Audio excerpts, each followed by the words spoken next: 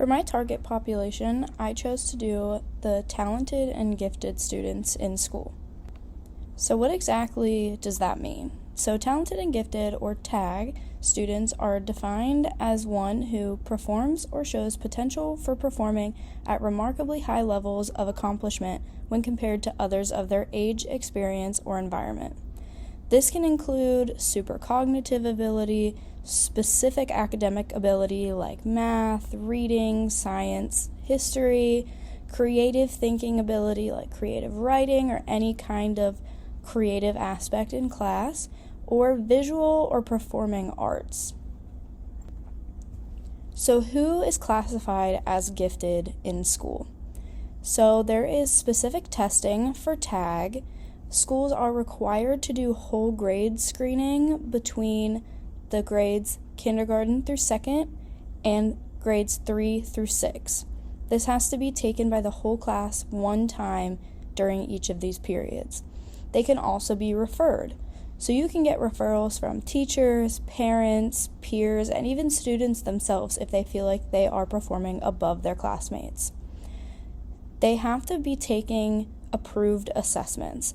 This includes the gifted assessments, alternative reading assessments, and high-quality student data. The school is required to complete an assessment within 90 days of a referral or of a transfer student who has previously identified as a TAG student.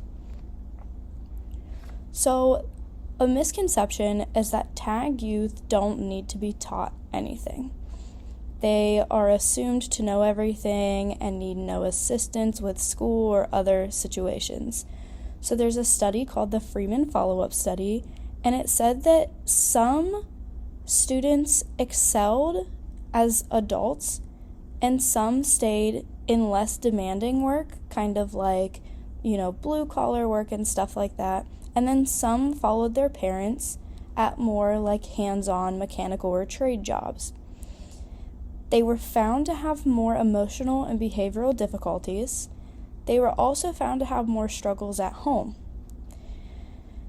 Now, these are not accounted to just being in TAG itself, but most likely accounted to those pressure and expectations in childhood. Specifically in adulthood, kids in the top 1% of TAG were the most successful compared to the top 10%. So what is our role as social workers or advocates? So we have a role to recognize these children. Recognize them, get those referrals in. They're often overlooked and expected to function socially at the same level as they are cognitively, and most of the time that's just not the case. We are also there to advocate for that child. Sometimes the parents don't know best. We can be empathetic to what they want, but really our client is focused on the child.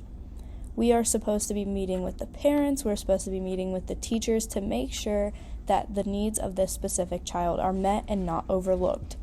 We are also required to provide appropriate resources. This would be options for colleges, trade schools, or jobs if they don't want to go into college.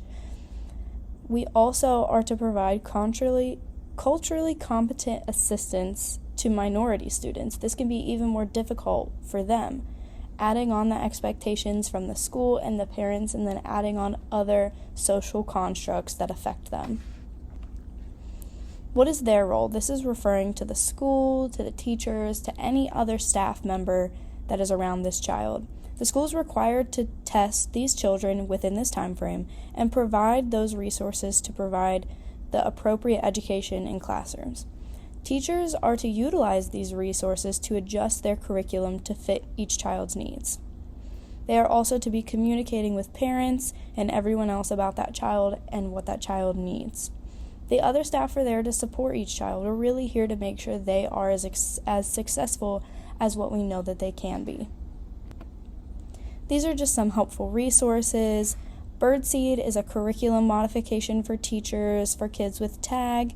Mensa for Kids is really about kids. It's a website for them with challenging reading, some TED Talks, and other games and activities. And the supporting the emotional needs of the gifted is really just about education. if we provide these parents and teachers with education, things may be better for their children.